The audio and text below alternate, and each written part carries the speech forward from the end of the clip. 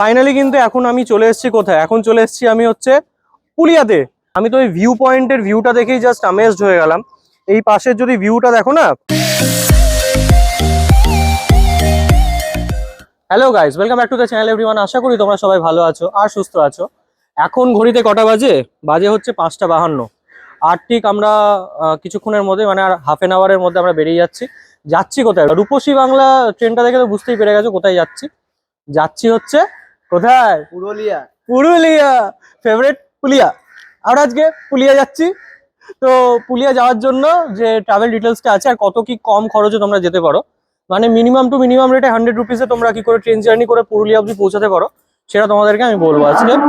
আমার মন বসে না শহরে, ইট পাথরের নগরে, তাই তো যাচ্ছি পাহাড়ে, তাই তো যাচ্ছি পাহাড়ে।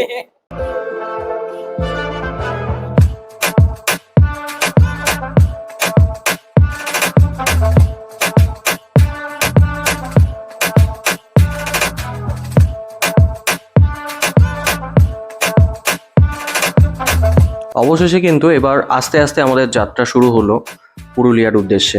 এবং এখানে থেকে যখনই ট্রেনটা ছাড়লো আস্তে আস্তে স্পিড বাড়িয়ে কিন্তু ট্রেনটা বেশ ভালো পরিমাণ স্পিড অ্যাচিভ করলো। এবং তোমরা দেখতেই পাচ্ছ যে এই যে অ্যাম্বিয়েন্সটা, এই অ্যাম্বিয়েন্সটা কিন্তু একটা দারুণ একটা অ্যাম্বিয়েন্স লাগছে, জাস্ট অসাধারণ লাগছে কিন্তু এই ওয়েদারটার সাথে এই অ্যাম্বিয়েন্সটা দারুণ। এখন আমি চলে এসেছি কিন্তু তোমার খড়গপুর স্টেশনে। শিডিউল টাইমিং থাকে হচ্ছে তোমার সাঁতরাগাছি থেকে রূপসী বাংলার অ্যারাউন্ড 6:30 সময়, 6:28 টাইমিং থাকে। বেরোতে 4-5 মিনিট লেট হলেও একদম শিডিউল টাইমে কিন্তু 7:45-এর মধ্যে কিন্তু আমরা স্টেশনে ঢুকে গেছি খড়গপুরে। এবং পিছনে দেখছো তোমরা 7:47 বাজছে। আর সব থেকে যেটা বড় কথা, যথেষ্ট ফাস্টেস্ট ট্রেন বলা চলে। কিলোমিটার/আওয়ারের কাছাকাছি কিন্তু মোটামুটি স্পিড হাওয়ার করে এই ট্রেনটা। এবং যথেষ্ট ভালো কিন্তু টানে, এটুকু বলা যেতে পারে।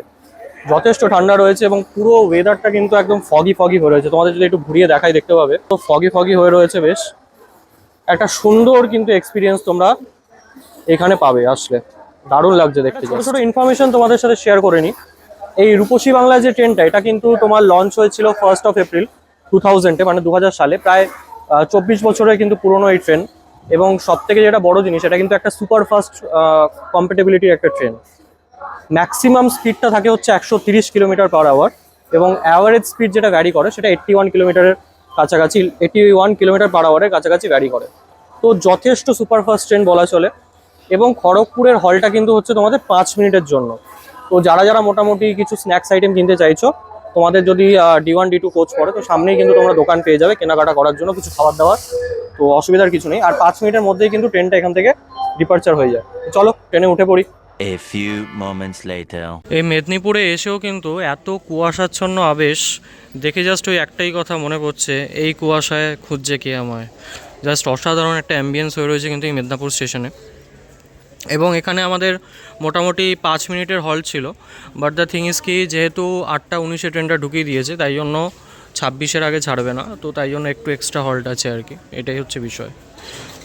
চলো পরের হলটা দেখা হচ্ছে তাহলে আবারও। তো ফাইনালি কিন্তু এখন আমি চলে এসেছি কোথায়, এখন চলে এসেছি আমি হচ্ছে পুলিয়াতে।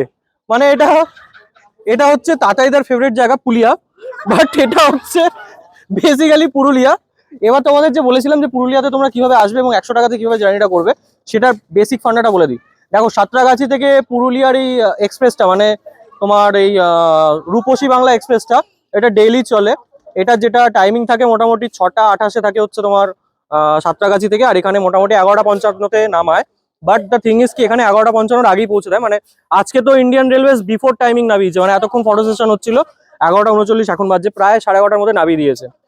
এবার গল্পটা হচ্ছে, টিকিট যখন তোমরা বুকিং করবে, তোমাদের কাছে কিন্তু IRCTC যেটা SBI এর ক্রেডিট কার্ড, সেটা থাকতে হবে। তাহলে তোমরা কিন্তু 100 টাকার মধ্যে এই টিকিটটা পেয়ে যাবে, কারণ ওখানে অনেক ডিসকাউন্টেড অফার থাকে। এটাই হচ্ছিল মেন ট্রিক। এবার আমরা এখান থেকে যাব হচ্ছে তোমার অযোধ্যা পাহাড়ের দিকে, এবং সেখানেই কিন্তু আমাদের হোটেলের স্টেটা রয়েছে। তো চলো তাহলে সেদিকে যাওয়া যাক, আর ততক্ষণ কিছু পুরুলিয়া স্টেশনের সিনেম্যাটিক্স এনজয় করো।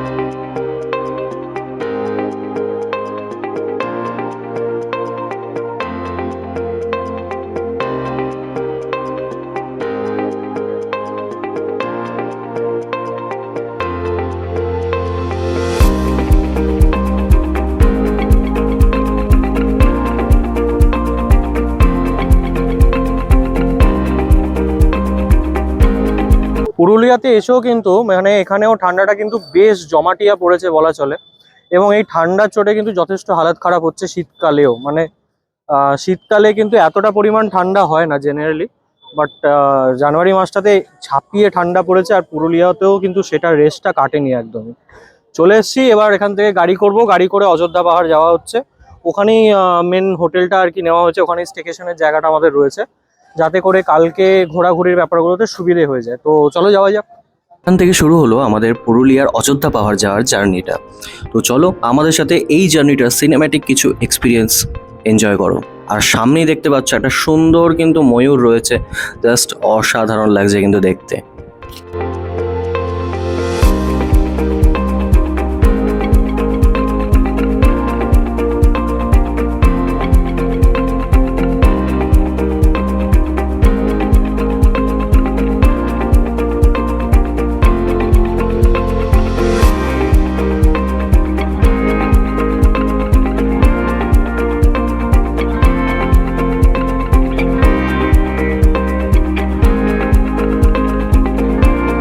এখানে এসে পাহাড়ের কোলে এতটাই শান্তি লাগছে যে কলকাতার সেই কোলাহলটা ভীষণ মিস করছে। কিন্তু এখানকার যে শান্তিটা সেটার কিন্তু একটা আলাদাই বর্ণনা বলা চলে। আর পাহাড় কেটে কেটে যেরকমভাবে রাস্তাটা উপরে উঠেছে, আর দুপাশে এই গাছ ভরা জঙ্গল, জাস্ট অসাধারণ এক্সপিরিয়েন্স। আরে তোমরা চলে এসছো? আমি তো ওই ভিউ পয়েন্টের ভিউটা দেখেই জাস্ট অ্যামেজড হয়ে গেলাম। পিছনে এত সুন্দর রাস্তাটা কার্ভ হয়ে উঠেছে, যেন মনে হচ্ছে সেই সিকিম বা গ্র্যাংটক এরিয়াতে আমরা রয়েছি এরকম মনে হচ্ছে। অসাধারণ একটা ভিউ, আমি দেখাচ্ছি তোমাদেরকে। দেখো, এই দেখো কত সুন্দর লাগছে জাস্ট ভিউটা। এখানে এসে মোড়েও শান্তি, এরকম একটা ব্যাপার। এত সুন্দর একটা ডেস্টিনেশন। এখানে ডেস্টিনেশন ওয়েডিংও যেরকম করা যায়, সেরকম হচ্ছে যে তোমার প্রি ওয়েডিং এর শ্যুট ভালো হবে। আর একটা জিনিস ভালো হবে, সেটা হচ্ছে যে তোমার সাথে কেউ আছে, তবে তোমার জন্য এই জায়গা হচ্ছে পারফেক্ট লাভার্স পয়েন্ট যাকে বলা চলে। তারপরে এই আঁকাবাঁকা পথ ধরেই চলে এলাম কিন্তু আমরা হোটেলে। এবং হোটেলে এসেই কিন্তু এত জোর খিদে আর ঘুম পাচ্ছিল যে খাওয়া দাওয়া করে জাস্ট আউট হয়ে গেছিলাম যাকে বলা চলে। তারপরে সন্ধ্যাবেলা বেশ সুন্দর একটা জমাটি আসর বসেছিল, চলো একটু গ্লিমসটা এনজয় করে নাও। तेरी मेरी कहानी है, एक प्यार का नगमा है, मौजों की रवानी है। পুরুলিয়া মানেই তো ছৌ নাচ, আর এই ছৌ নাচের আসর বসেছিল আমাদের হোটেলের ঠিক সামনে। চলে গেলাম সেটাই দেখতে, চলো এনজয় করো তোমরাও।